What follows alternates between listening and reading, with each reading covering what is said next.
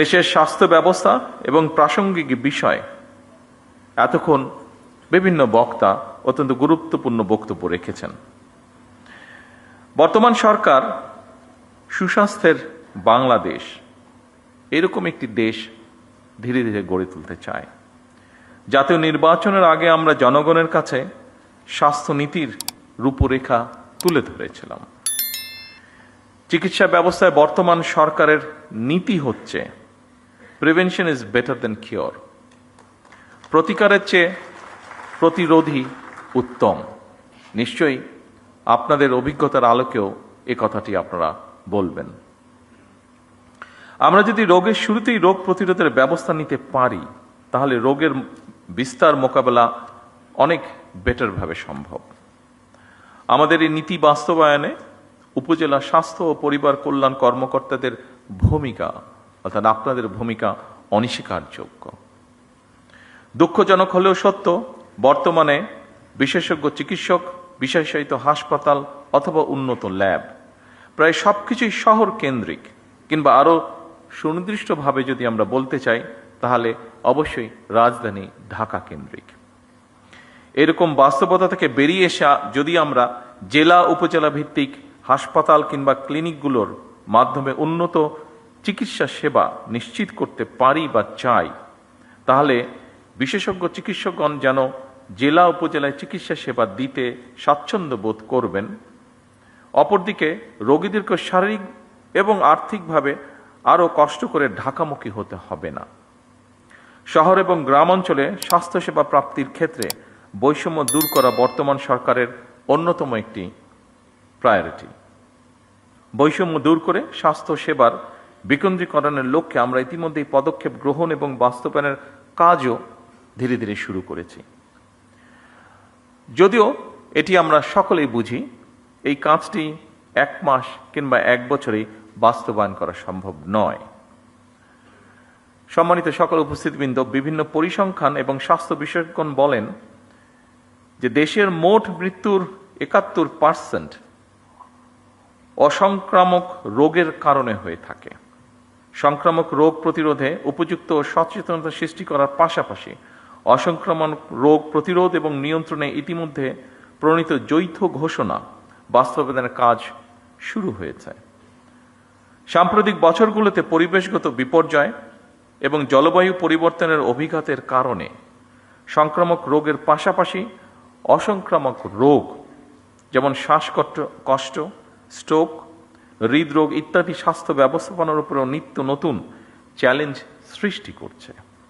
এবং এইসব কারণেই উপজেলা পর্যায়ে গুরুত্ব সহকারে ডায়াবেটিস এবং উচ্চ রক্তচাপের মতন অসংক্রামক রোগের স্ক্রিনিংও নিয়মিত করা প্রয়োজন।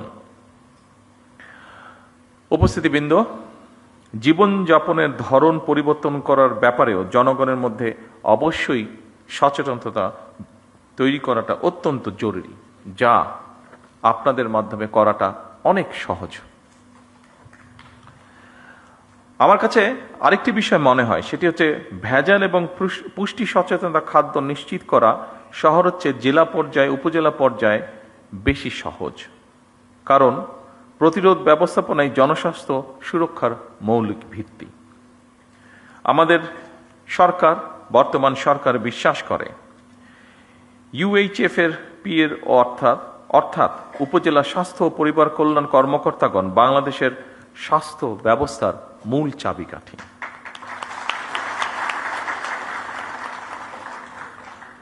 মানসম্মত চিকিৎসা ব্যবস্থা বা চিকিৎসা সেবা সাধারণ মানুষের দৌড়গড়ে পৌঁছে দেওয়ার কর্মযজ্ঞে উপজেলা স্বাস্থ্য কর্মকর্তা এবং সদস্যগণ প্রথম সারির যোদ্ধা।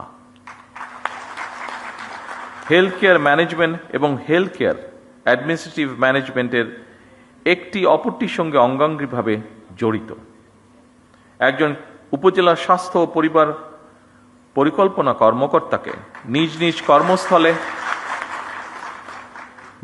কর্মস্থলে স্বাস্থ্য ব্যবস্থার পাশাপাশি স্বাস্থ্য সেবা ব্যবস্থাপনার কাজটিও সুচারুভাবে সম্পন্ন করতে হয়। কারণ হেলথ কেয়ার ম্যানেজমেন্ট এবং হেলথ কেয়ার অ্যাডমিনিস্ট্রেটিভ ম্যানেজমেন্ট এই দুটো বিষয়ের মধ্যে সমন্বয় এবং সমন্বয় না হলে স্বাস্থ্য সেবায় নিশ্চয়ই আমরা কাঙ্ক্ষিত সুফল পাব না।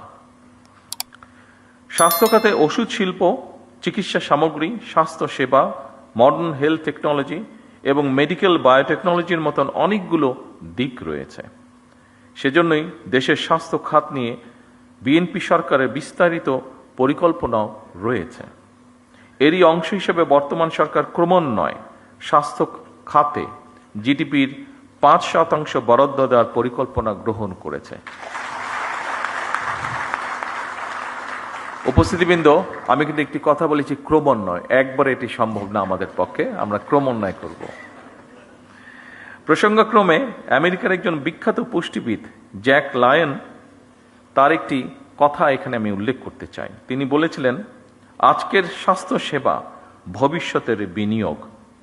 এ কারণেই যুক্তরাজ্যের ন্যাশনাল হেলথ সার্ভিস NHS এর জেনারেল প্র্যাকটিশিয়ান জিপির আদলে প্রতিটি উপজেলা এবং পর্যায়ক্রমে প্রতিটি ইউনিয়নে একটি করে প্রাথমিক স্বাস্থ্য সেবা ইউনিট স্থাপন করা যায় কিনা সেটি আমাদের চিন্তাভাবনার মধ্যে রয়েছে। এই স্বাস্থ্যসেবা ইউনিটগুলোর দায়িত্ব পালনের জন্য বর্তমান সরকার ধারাবাহিকভাবে সারা দেশে 1 লক্ষ হেলথ কেয়ার নিয়োগ দেওয়ারও একটি পরিকল্পনা বা সিদ্ধান্ত রয়েছে এবং এই হেলথ কেয়ারদের 80% হবেন নারী সদস্য। হেলথ কেয়ারগণ মানুষের দোরগোড়ায় গিয়ে জনগণকে প্রাথমিক হেলথ কেয়ার দেওয়ার পাশাপাশি স্বাস্থ্য বিষয়ক প্রয়োজনীয় পরামর্শগুলো তাদেরকে দেবেন। উপস্থিত উপজেলা স্বাস্থ্য ও পরিবার কল্যাণ কর্মকর্তা বৃন্দ, ভবিষ্যতের স্বার্থে যে কোনো মূল্যে আমাদেরকে মা ও শিশুর পূর্ণাঙ্গ স্বাস্থ্য সেবা নিশ্চিত করা অত্যন্ত জরুরি। সকল উপজেলা স্বাস্থ্য কমপ্লেক্সগুলোকে পরিপূর্ণ মাতৃকালীন সেবা, নিরাপদ সন্তান প্রসব, নবজাতক এবং শিশু স্বাস্থ্য সেবার নিরাপদ স্থানে পরিণত করা প্রয়োজন। সারা দেশে শিশুদেরকে হামের টিকা না দেওয়ার ফলে বিগত ইমিডিয়েট 2টি সরকারের জীবন বিনাশী ব্যর্থতা মনে হয় ক্ষমাহীন অপরাধ। ভবিষ্যতে আর কখনোই যাতে এ ধরনের ঘটনার পুনরাবৃত্তি না হয়, বর্তমান সরকার সারা দেশে জরুরি ভিত্তিতে হামের টিকা দিয়ে তড়িৎ ব্যবস্থা নেওয়ায় আল্লাহর রহমতে পরিস্থিতি অবনতি কিছুটা রোধ করা সম্ভব হয়েছে এবং আমরা দৃঢ়ভাবে বিশ্বাস করি আপনাদের ঐকান্তিক প্রচেষ্টার ফলে এটিকে আমরা রোধ করে নিয়ে আসতে সক্ষম হব ইনশাআল্লাহ। এবং এই জন্য আমরা যেই রোধটি করতে পেরেছি, হঠাৎই সমস্যাটি থেকে শিশুদেরকে রক্ষা করতে পেরেছি, এই জন্য আমি সারা দেশের সকল চিকিৎসক এবং স্বাস্থ্যকর্মী সহ আপনাদের সকলকে সরকারের পক্ষ থেকে আন্তরিক ধন্যবাদ জানাতে চাই। যারা তাদের প্রিয় সন্তানদেরকে হারিয়েছেন, সেই সকল পিতা মাতা এবং স্বজনদের কাছে আমি ব্যক্তিগতভাবে আন্তরিকভাবে দুঃখ প্রকাশ করছি। দেশের প্রতিটি হাসপাতাল ও স্বাস্থ্য কেন্দ্রকে জবাবদিহিতার আওতায় এনে নাগরিক স্বাস্থ্যসেবা নিশ্চিত করা মনে হয় এখন সময়ের একটি দাবি। আমাদের অবশ্যই মনে রাখা প্রয়োজন, স্বাস্থ্য এবং চিকিৎসা সেবা নিশ্চিত করা এটি নাগরিকদের প্রতি রাষ্ট্রের করুণা নয়, বরং সুচিকিৎসা নিশ্চিত করা রাষ্ট্রের কর্তব্য। সুচিকিৎসা পাওয়া নাগরিকদের মৌলিক অধিকার। সুধীবৃন্দ, বর্তমানে সরকার শীঘ্রই একটি সমন্বিত হেলথ কার্ড চালু করতে পরিকল্পনা গ্রহণ করেছে, যার মাধ্যমে দেশের প্রতিটি নাগরিকের স্বাস্থ্য তথ্য ডিজিটালি সংরক্ষিত থাকবে। এতে যে কোনো নাগরিক প্রয়োজনে দেশের যে কোনো হাসপাতালে সহজেই চিকিৎসা সেবা গ্রহণ করতে পারবেন। এর পাশাপাশি বর্তমান সরকার ধাপে ধাপে একটি জাতীয় স্বাস্থ্য বীমা চালু করার পরিকল্পনা বা চিন্তাভাবনাও করছে, যাতে করে নাগরিক চিকিৎসা ব্যয়ের কারণে যে কোনো নাগরিক চিকিৎসা ব্যয়ের কারণে আর্থিকভাবে ক্ষতিগ্রস্ত না হন। আমাদের লক্ষ্য উপজেলা স্বাস্থ্য কমপ্লেক্সগুলোকে আরও উন্নত করা, প্রয়োজনীয় জনবল নিশ্চিত করা এবং প্রযুক্তির মাধ্যমে স্বাস্থ্যসেবা আরও সহজ ও কার্যকর করা। সম্মানিত সকল উপস্থিতিবৃন্দ, চিকিৎসকবৃন্দ, নাগরিকদের সুচিকিৎসা নিশ্চিত করতে হলে চিকিৎসক এবং স্বাস্থ্যকর্মীদের আবাসন, নিরাপত্তা, মর্যাদা এবং জীবনমান উন্নয়ন নিশ্চিত করার বিষয়টি সম্পর্কেও সরকার অবশ্যই ওয়াকিবহাল। এ ব্যাপারে সরকার সাধ্যমতন যথাযথ পদক্ষেপ গ্রহণে বদ্ধপরিকর। এই সম্মেলনের মাধ্যমে আমি একটি কথা আপনাদের সামনে তুলে ধরতে চাই। প্রত্যেক উপজেলা স্বাস্থ্য ও পরিবার পরিকল্পনা কর্মকর্তা নিজ নিজ এলাকায় একটি কার্যকর, জবাবদিহিমূলক এবং মানবিক স্বাস্থ্যসেবা গড়ে তুলতে নেতৃত্ব দেবেন। একটি সুস্থ জাতি গড়ার যে স্বপ্ন বা যে আকাঙ্ক্ষা আমাদের মধ্যে রয়েছে, সেই আকাঙ্ক্ষাকে বাস্তবায়নের রূপ দেওয়ার মূল কারিগর কিন্তু আপনারা। আমরা সবাই মিলে একটি স্বাস্থ্য ব্যবস্থা গড়তে চাই, যা হবে সবার জন্য সহজলভ্য, কার্যকর এবং মানবিক। আপনারা একটি জবাবদিহিমূলক, টেকসই এবং জনকেন্দ্রিক স্বাস্থ্যসেবা ব্যবস্থা গড়ে তুলতে সক্ষম হবেন, আমি দৃঢ়ভাবে বিশ্বাস করি। আপনাদের প্রত্যেককে নিজ নিজ এলাকার কর্মস্থলকে একটি স্বাস্থ্য মডেল সেবা কেন্দ্রে পরিণত করবেন, এটিও আমাদের প্রত্যাশা বাংলাদেশের একজন নাগরিক হিসাবে। সম্মানিত সকল উপস্থিতিবৃন্দ, আপনাদের সামনে যে কথাগুলি আমি এতক্ষণ তুলে ধরলাম, এই কথাগুলো আমাদের ম্যানিফেস্টো, আমাদের পরিকল্পনা, আমাদের চিন্তা ভাবনা সকল কিছুকে সন্নিবেশিত করে লিখিতভাবে আমি আপনাদের সামনে উপস্থাপন করেছি। আমার লিখিত বক্তব্যের যে শেষ কথাটি বলেছি সেটি ছিল আমার লিখিত বক্তব্যের শেষ লাইনটি। তারপরে কয়েকটি লাইন আছে, সেইটু বলার আগে আমি আমার নিজস্ব দু একটি কথা আপনাদের সামনে আমি শেয়ার করতে চাই। আমরা প্রায়, বিশেষ করে বাংলাদেশের থেকে যারা চিকিৎসা সেবায় উচ্চতর ডিগ্রি নিতে চান, বা আমরা নিজেরাও অনেকেই যখন যে কোনো কারণেই বিদেশে যাই, আমাদের দেশের অধিকাংশ মানুষই কম বেশি ইউকেতে যান। আমার বক্তব্যে আমি এনএইচএস কথাটি উল্লেখ করেছি। এই এনএইচএস শব্দটির সাথে আপনারা প্রায় প্রত্যেক চিকিৎসক কম বেশি জড়িত। কেউ কেউ হয়তো যাবার সুযোগ হয়েছে যাদের, তারা দেখেছেন ব্রিটেনে তারা এনএইচএস নামক তাদের একটি ব্যবস্থাপনা আছে তাদের হেলথ সার্ভিসে। আর যাদের পক্ষে যাওয়া সম্ভব হয়নি, নিশ্চয়ই আপনারা বইপত্র থেকে অথবা সহকর্মীদের কাছে বিষয়টি সম্পর্কে শুনেছেন। আমি যেভাবে যে কোনো কারণেই হোক, রাজনৈতিক দুর্ভাগ্যবশতই হোক, আমাকে অনেকগুলো বছর ইউকেতে থাকতে হয়েছে। এই এনএইচএসটিকে আমি কাছে থেকে দেখার আমার সুযোগ হয়েছে। আমি এনএইচএস এর প্রশংসায় যাচ্ছি না, আমি কিছু বাস্তবতা তুলে ধরার চেষ্টা করছি আপনাদের সামনে। এনএইচএসটি গঠিত হয়েছিল 1948-এ, খুব সম্ভব 5 জুলাই কাজটি শুরু করেছিল তারা। আজকে প্রায় 75 বছর হয়ে গিয়েছে। আপনাদের যাদের পক্ষে সম্ভব হয়েছে, যারা আপনার ব্রিটেনে গিয়েছেন, দেখেছেন, নিশ্চয়ই আপনার পত্রপত্রিকায় প্রায় দেখেছেন যে 75 বছর হয়ে গেছে এনএইচএস এর মাধ্যমে তারা তাদের দেশের মানুষকে সুবিধা দিচ্ছে। এনএইচএস এর তারপরেও সমস্যা রয়ে গিয়েছে এনএইচএস এর। অবশ্যই ব্রিটেন আমাদের থেকে অনেক ধনী একটি রাষ্ট্র। সেই ধনী রাষ্ট্র তাদের এই মুহূর্তে জনসংখ্যা খুব সম্ভব যতটুকু আমার ধারণা আছে 7 কোটির মতন। সেই এনএইচএস এর মতন একটি প্রতিষ্ঠান যার বয়স হচ্ছে 75 বছর, ব্রিটেনের মতন একটি রাষ্ট্র যার অর্থনৈতিক অবস্থান আমাদের থেকে অনেক বেশি শক্তিশালী, ব্রিটেনের মতন একটি দেশ যার জনসংখ্যা আমাদের 3 ভাগের 1 ভাগ, সেখানেও সরকার এনএইচএসকে চালাতে, এনএইচএস এর মাধ্যমে জনগণকে স্বাস্থ্য সুবিধা দিতে হিমশিম খাচ্ছে।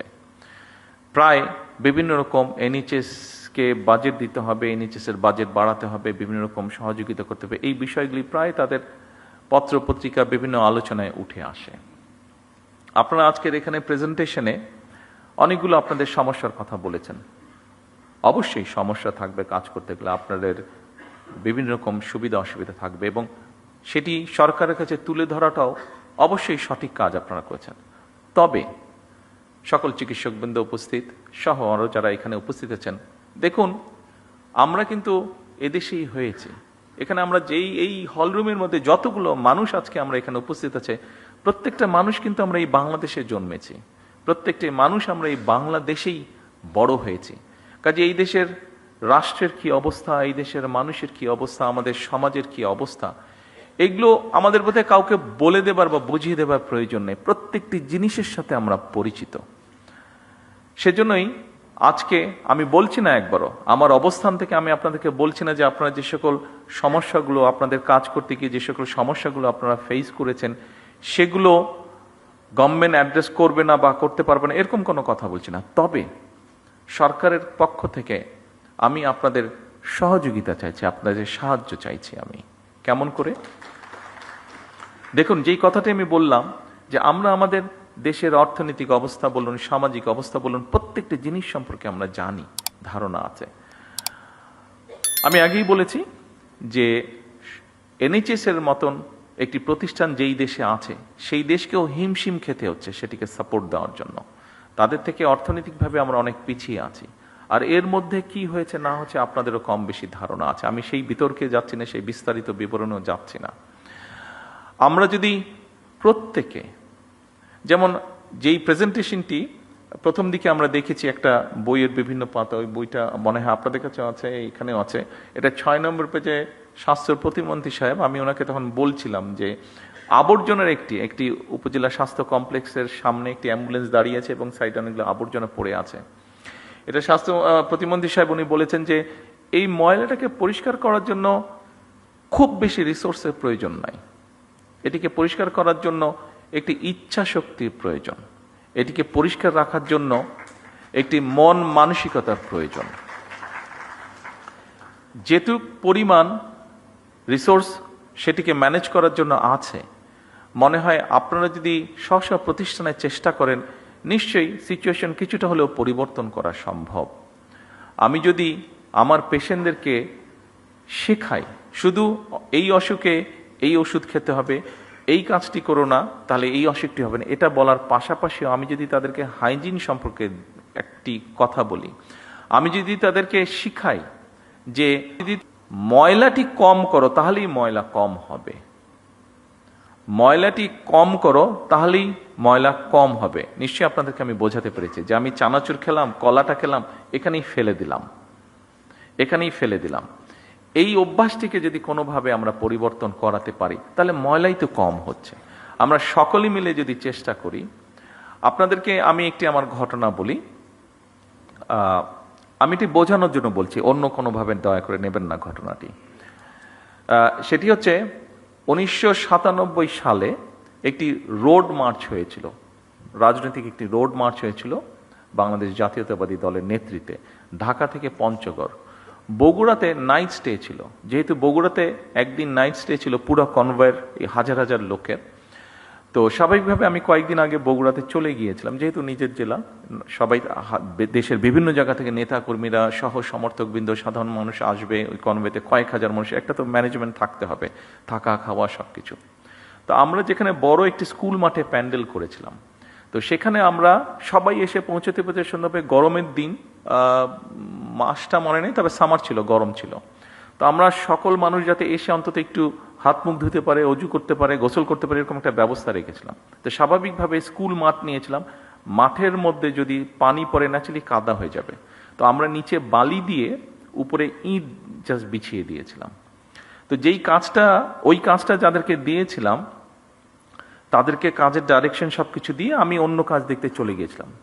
এটি সকালের ঘটনা। রাত্রে যখন আমি প্রায় 9টার দিকে আসলাম, এটি আগের দিনের ঘটনা, যেদিন রোড মার্চ আসবে আগের দিনের ঘটনা, 9টার দিকে আসলাম, দেখলাম যে ইটগুলো নিয়ে আসা হয়েছে, যাদেরকে ইটের কথা বলেছে, আমাদেরই এক নেতা ছিল, তার ইটের ভাটা ছিল, সে বলেছে যে আমি ইট দেবো। ঠিক আছে, ভেরি ওয়েল, তাহলে আমাদের ইট আর কিনতে হয়নি। তো আমি এসে দেখলাম যে ইটগুলা এসে ইট ভাটা থেকে এসে এক জায়গায় স্ট্যাক করে রেখে গিয়েছে। তো আমি বললাম যে কি ব্যাপার, এগুলো বিছানো হয়নি কেন? তো তখন আমাকে সবাই বললো যে লেবার যারা আসার কথা ছিল এখনো আসেনি, হয়তো আসবে তারপরে বিছাবে। তো শুনে আমার মেজাজটা একটু খারাপই হলো। আমি কাউকে কিছু বললাম না, আমি চারিদিকে আমাদের নেতা কর্মীরা আছে, আমি হাঁটা ধরলাম স্টেকের যেখানে ইটগুলা সব রাখা ছিল, আমি গিয়ে 2 হাতে 2টা ইট ধরে, এখানে শাওলম আছে, খুব সম্ভব ওর বোধহয় ঘটনাটি মনে আছে, আমি 2 হাতে 2টা ইট নিয়ে যেখান থেকে বিছানোর কথা ছিল ওখানে আমি বিছানো ধরলাম। স্বাভাবিক আমি যখন ইট নিয়ে আসা যাওয়া শুরু করেছি, সব নেতাকর্মী 2টা করে ইট ধরলো। বিশ্বাস করবেন 1 থেকে 1.5 ঘন্টার মধ্যে পুরো কাজটা কমপ্লিট হয়ে গেল।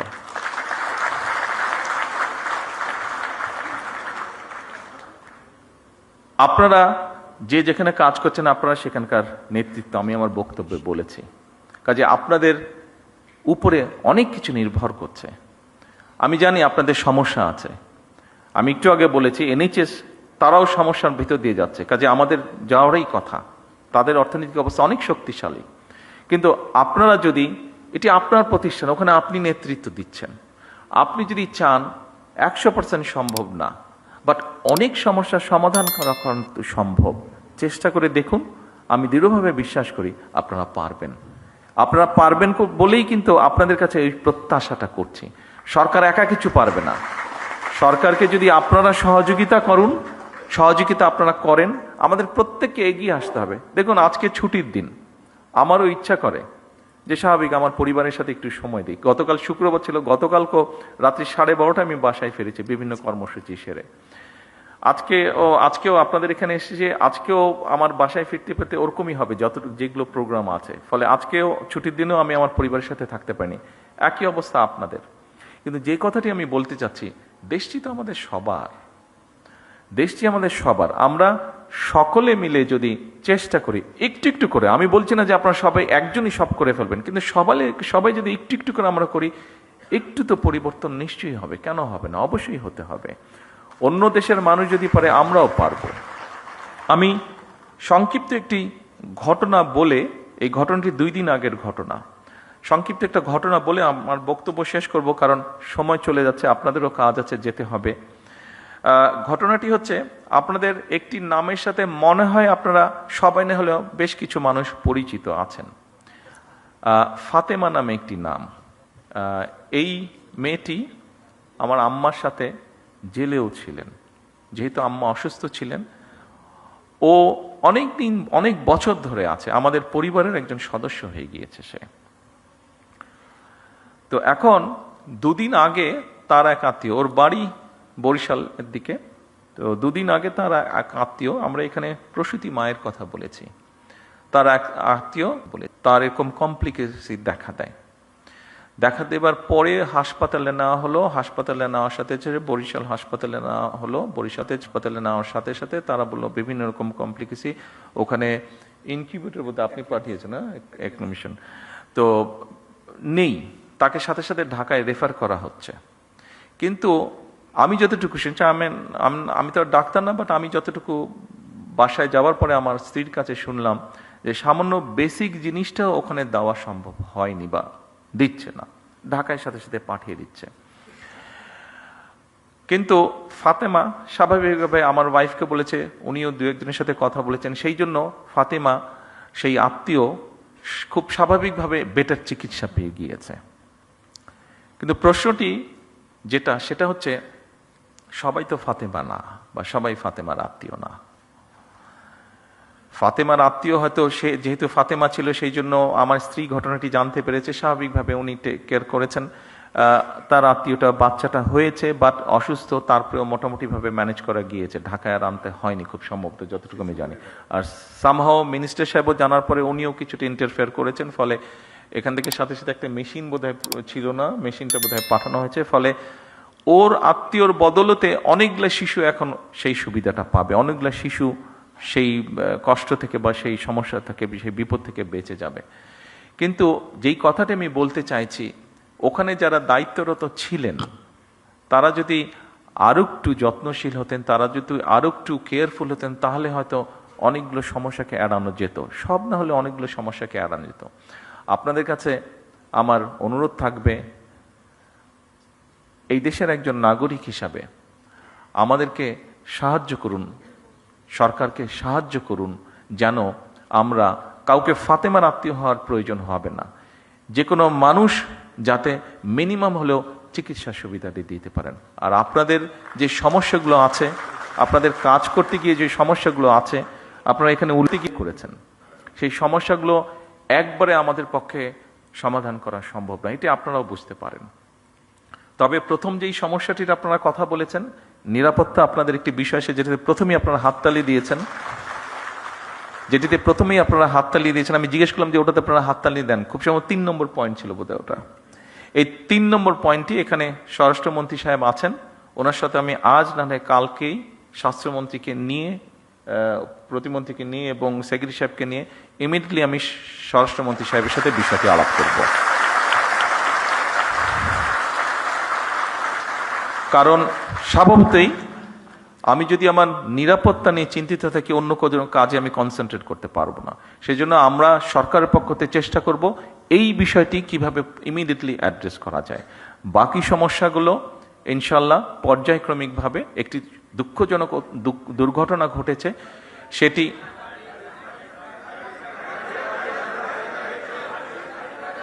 গাড়ি বলছেন না বাড়ি বলছেন? হ্যাঁ, গাড়ি। আমি আসছিলাম, সেটাতেই আমি আসছিলাম। জি, টেইলার ড্রাইভার, সেটাতেও আমি আসছিলাম। দেখুন,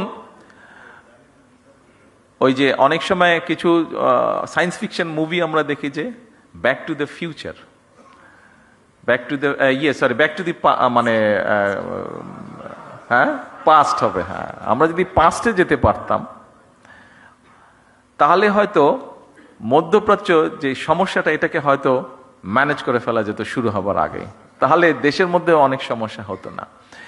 তেলের যেই কিছু কিছু ক্ষেত্রে বিভিন্নভাবে কিছু অসুবিধা হচ্ছে, যেটি আপনারা বলেছেন, অবশ্যই ইট ইজ নিডেড। একটু সময় দিন আমাদেরকে।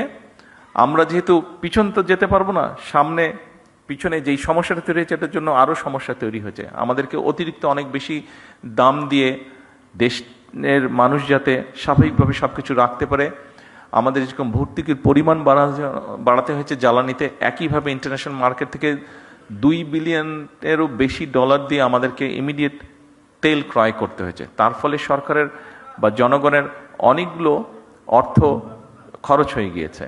আমরা চেষ্টা করব যত দ্রুত সম্ভব, ড্রাইভারই হোক অথবা গাড়ির তেলের ব্যবস্থাটি হোক, আমরা করার চেষ্টা করব। একটু সময় দিতে হবে আমাদেরকে, একটু সময় লাগবে, পুরো জিনিসটা ম্যানেজ করার জন্য একটু সময় লাগবে। আপনারা একটু ধৈর্য ধরেন, ইনশাল্লাহ বাকিগুলো ধীরে ধীরে আমরা করব। তবে নিরাপত্তার বিষয়টি আমরা ইনশাল্লাহ ইমিডিয়েটলি দেখব। সকল চিকিৎসকবৃন্দ, বক্তব্য শেষ করার আগে দিয়ে আবারও আমি আপনাদের কাছে সহযোগিতা চেয়ে যাচ্ছি। সরকারকে দয়া করে, সরকারকে বাদ দেন, আপনি মানুষকে সহায়তা করুন, মানুষকে সহযোগিতা করুন, মানুষকে হেল্প করুন। কারণ সে আপনারই কেউ না কেউ, সে আপনারই একজন, সে আপনার এই সমাজের একজন সদস্য, সে আপনার এই দেশের একজন নাগরিক। আসুন, আমরা যেহেতু এখানে আমরা যারা উপস্থিত আছি, এই ঘরে যে কজন মানুষ আমরা উপস্থিত আছে, আমরা কোনো না কোনোভাবে কিন্তু প্রিভিলেজড, কেউ কম কেউ বেশি, কিন্তু প্রত্যেকে প্রিভিলেজ, কেউ না বলতে পারবেন না, কিন্তু কোনো না কোনোভাবে প্রত্যেকে কিন্তু প্রিভিলেজড। বাংলাদেশের অধিকাংশ মানুষ, অধিকাংশ নাগরিক কিন্তু নট প্রিভিলেজড।